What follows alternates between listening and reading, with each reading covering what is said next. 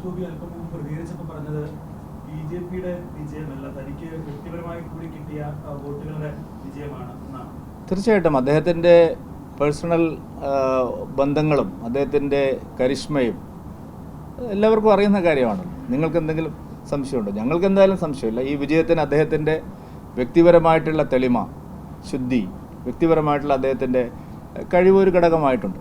പക്ഷേ പാർട്ടിയും അതും കൂടി ചേർന്നതുകൊണ്ടാണ് വിജയിച്ചത്. അങ്ങനെയല്ല, മറ്റു മണ്ഡലങ്ങളിൽ ഇത്രയും ശതമാനം വോട്ട് ബി ജെ പിക്ക് കൂടുമോ? സ്ഥാനാർത്ഥികളെല്ലാം മികച്ച പ്രകടനമല്ലേ നടത്തിയത്. ഞങ്ങളെ സ്ഥാനാർത്ഥികൾക്ക് കൂടിയതുപോലെ സി പി എമ്മിൻ്റെയൊക്കെ ഒരു അവസ്ഥ നിങ്ങൾ നോക്കൂ.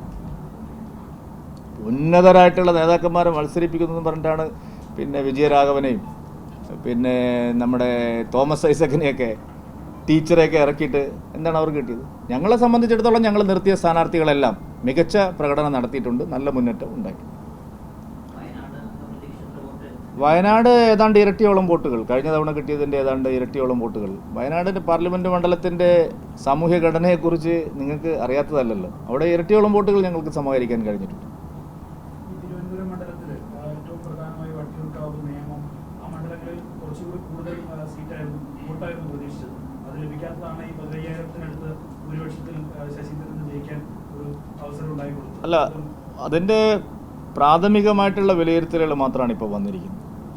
ബാക്കിയുള്ള കാര്യങ്ങളൊക്കെ ഞങ്ങൾ വിശദമായിട്ട് പാർട്ടി നേതാക്കന്മാർ യോഗങ്ങളെല്ലാം കൂടിയിട്ട് വിശദമായിട്ട് ഞങ്ങൾ ചർച്ച ചെയ്യും.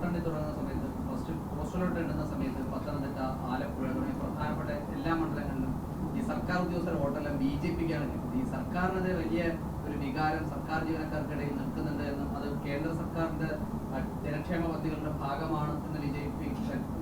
തീർച്ചയായിട്ടും കേന്ദ്ര ഗവൺമെൻറ് ജീവനക്കാരെയും സംസ്ഥാന ഗവൺമെൻറ് ജീവനക്കാരെയും ഇപ്പോൾ അവർക്ക് കമ്പയർ ചെയ്യാമല്ലോ. ഡി എ ഒക്കെ ഒന്ന് നോക്കിയാൽ മതിയല്ലോ.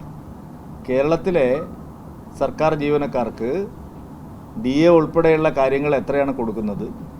മോദി സർക്കാർ കേന്ദ്ര സർക്കാർ ജീവനക്കാർക്ക് ഡി എയിൽ ഉണ്ടാക്കിയിട്ടുള്ള വർധനവ് ഇത് എല്ലാവർക്കും അറിയാം. അതുകൊണ്ട് സർക്കാർ ഉദ്യോഗസ്ഥന്മാരുടെ വോട്ട് കഴിഞ്ഞ ലോക്സഭാ തെരഞ്ഞെടുപ്പിലും ഞങ്ങൾക്ക് കാര്യമായിട്ട് കിട്ടിയിട്ടുണ്ട്. പല മണ്ഡലങ്ങളിലും B J P polling postal vote എണ്ണിയപ്പോൾ വിജയിച്ചിട്ടുണ്ട്.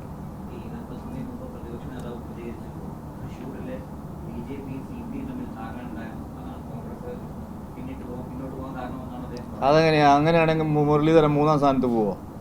എന്ത് വിവരക്കേടാണ് സതീശൻ പറയുന്നത്? അല്ല, നിങ്ങൾ ആലോചിച്ച് മുരളീധരൻ ഇന്നലെ എന്താണ് പറഞ്ഞത്? എന്തൊരു അഹങ്കാരമായിരുന്നു. വലിയ കോഴിമുട്ടയായിരിക്കും ബി ജെ പി. ഞങ്ങളെന്താ അതിന് മറുപടി പറയാത്തതാണ്.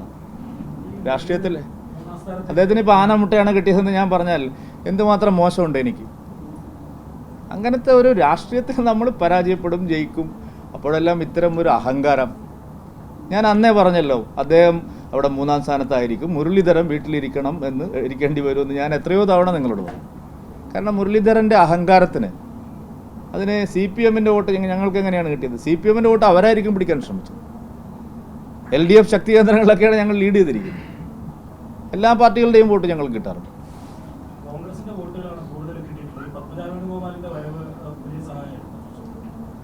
അല്ല, എല്ലാ നേതാക്കന്മാരുടെയും പരിശ്രമങ്ങൾ, അവരുടെ പിന്തുണകൾ, അവരുടെ ബന്ധങ്ങൾ ഇതെല്ലാം ഞങ്ങൾക്ക് നല്ല നിലക്ക് പ്രയോജനകരമായിട്ടുണ്ട്. അല്ല, ഞാൻ പറഞ്ഞല്ലോ, എല്ലാവരുടെയും പിന്തുണ ആവശ്യമാണല്ലോ. തെരഞ്ഞെടുപ്പിൽ അങ്ങനെ ഓരോരുത്തരുടെ വക എത്ര വോട്ട് കിട്ടിയെന്നുള്ള കണക്കെടുക്കാൻ പറ്റില്ലല്ലോ. പൊതുവായ ഒരു മുന്നേറ്റം ഉണ്ടാവുമല്ലോ.